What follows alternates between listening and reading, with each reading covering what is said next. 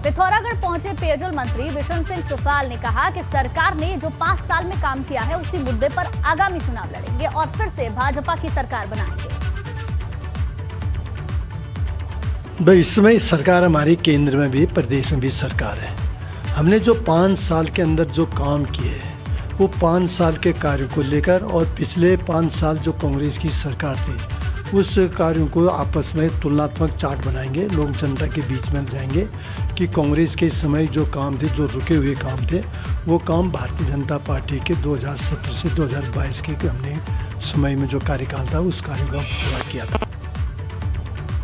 आगे बढ़ते हैं। वही कांग्रेस नेता यशपाल आर्य रुद्रपुर पहुंचे, जहां कांग्रेस कार्यकर्ताओं ने उनका भव्य स्वागत किया। इस दौरान यशपाल आर्य ने भाजपा पर जमकर हमला भी बोला। कहा कि भाजपा 4.5 साल तक खामोश रही, अब चुनाव आते ही नई नई घोषणाएं कर रही है।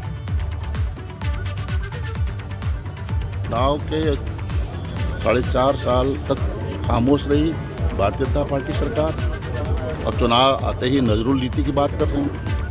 कई मामलों में आप देखिए रोज नई नई घोषणाएं हो रही हैं। अब देव स्थापन बोर्ड को भंग करने की बात आ रही है। आज चुनाव आ रहे हैं इसलिए डर की वजह से, भय है ना, हार का भय है। ये तमाम सारे जो भी घोषणाएं हो रही हैं हार के भय से हो रही हैं। इन्हें हार बिल्कुल नज़दीक दिखाई दे रही है। चाहे कुछ कर लें, इन्हें पराजित करने से कोई रोक नहीं सकता है। वही मसूरी में सरकारी अस्पताल बदहाल है। लोगों का कहना है कि अस्पताल में जरूरी सुविधाएं नहीं है, जिसकी वजह से मरीजों को यहां काफी परेशानी उठानी पड़ती है। यह अस्पताल इलाके के लिए, लोगों के लिए इलाज का एक बड़ा जरिया है। इसमें सुविधाएं होना बेहद जरूरी है, मगर अस्पताल में सुविधाएं बढ़ाने पर जोर नहीं दिया जा रहा। चुनावी मौसम है, इसलिए आम आदमी पार्टी इसे मुद्दा बनाकर हवा दे रही है।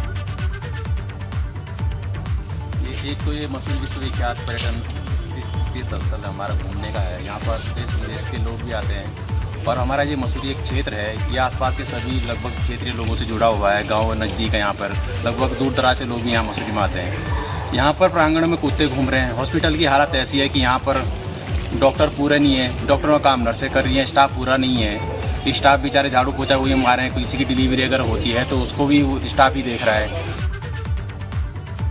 वहीं पौड़ी में इंसानों और वन्य जीवों के बीच संघर्ष की घटनाएं लगातार बढ़ रही हैं। पौड़ी में गुलदार के हमलों से अधिक अब भालू के हमले बढ़ने लगे हैं। इस साल की शुरुआत से ही अब तक वन्य जीवों के हमले में 25 लोग घायल हुए हैं, जिसमें गुलदार से अधिक भालू के हमले हैं। वन विभाग की इस पर अपनी एक अलग ही दलील है।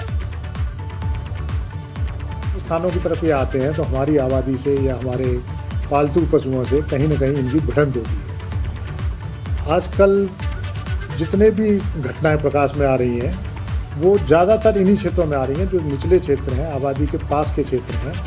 और चूँकि वन्य जीव भी इस तरह आ रहे हैं इस तरफ को, तो उन्हीं की वजह से ये घटनाएं हो रही हैं।